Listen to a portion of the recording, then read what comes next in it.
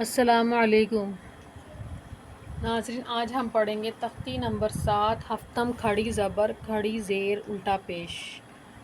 یہ کھڑی زبر کھڑی زیر الٹا پیش کو ایک الف کی مقدار کھینچ کر پڑھا جائے گا۔ کھڑی زبر الف مدہ کی جگہ، کھڑی زیر یائے مدہ کی جگہ اور الٹا پیش واو مدہ کی جگہ ہے، یعنی کہ ان کو کھینچ کر پڑھنا، ٹھیک ہے۔ جیسے آگے تختی آئی با بو بھی، ان کے ساتھ الف واو یا لگتے ہیں، تو یہ بتا رہے ہیں کہ یہ الف واو یا ان کے ساتھ نہیں لگیں گے، لیکن یہ پڑھے انہی کے برابر کھینچ کر پڑھے جائیں گے۔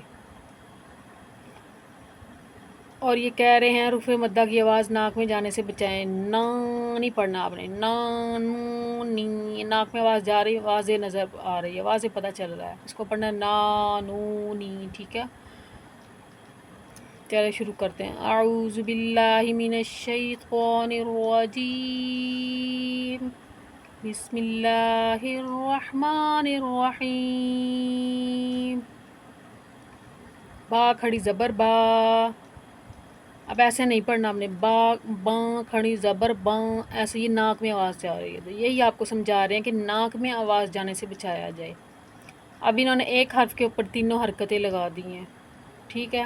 اب الگ الگ بھی یہ لکھ سکتے تھے، لیکن انہوں نے اکٹھی لگا دی ہیں، تو ایسے بھی پڑھ سکتے ہیں۔ با کھڑی زیر بی، با الٹا پیش بو، با بی بو۔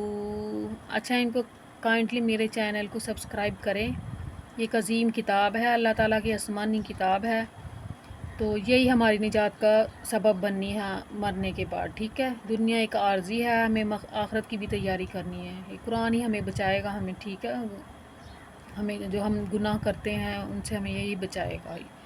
تو اس کو شیئر بھی کیجئے، تو تاکہ جو لوگ اسے پڑھیں تو اس سے آپ کو بھی فائدہ ہو، آپ کے لیے صدقہ جاریہ بنے، اور سبسکرائب کیجئے، اور یہ ضرور کیجئے۔ یا کھڑی زبر یا کھڑی زیر یی، یا الٹا پیش یو، یا یی یو۔ وا کھڑی زبر وا کھڑی زیر ی، وا الٹا پیش رو، ری رو۔ میم کھڑی زبر میم کھڑی زیر می، میم الٹا پیش مو، می مو۔ لام کھڑی زبر لام کھڑی زیر لی، لام الٹا پیش لو، لی لو۔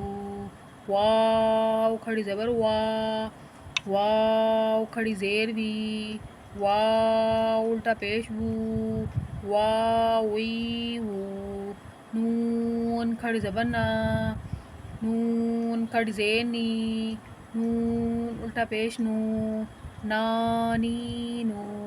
حمزہ کھڑی زبر حمزہ کھڑی زیر ای، حمزہ الٹا پیش او، ای او۔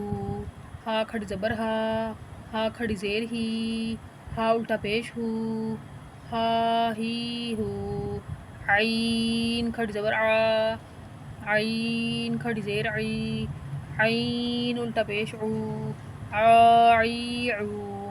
حا کھڑی زبر حا کھڑی زیر حی، حا الٹا پیش حو، حی حو۔ اچھا، عین اور حا کے مخرج کا آپ نے خاص خیال رکھنا ہے، حمزہ کو عین میں نہیں ملنے دینا۔ یہ دیکھیں، یہ حمزہ اور یہ عین ہے، اگر اس کو بھی پڑھیں گے، اس کو بھی پڑھیں گے، دونوں میں کوئی فرق نہیں رہے گا، معنی بدل جائے گا، ترجمہ بدل جائے گا، اور خدا نخواستہ غلط مطلب ہوا تو گناہ تک ہوگا۔ اسی طرح اس ہا کو اس ہا میں کی طرح نہیں پڑھنا، اس کو گلے سے مخرج اس کا صحیح ادا کرنا ہے، ہا، اور اس کا کیا ہے ہا۔ اسی طرح ان دونوں کو بھی ایک طرح پڑھ لیا ہے، تو اسی طرح اس کو بھی اگر معنی بدل جاتا ہے تو بھی ترجمہ بدل جاتا ہے، تو یہ آپ کو گناہ ہوگا، اور یہ آپ کے لیے کوشش کرنا ضروری ہے۔ اگر کوشش کے باوجود اگر آپ کے مخارج صحیح نہیں ہو رہے، پھر وہ معذوری ہے، اس میں اللہ تعالیٰ جو ہے وہ بخشنے والے مہربان ہیں۔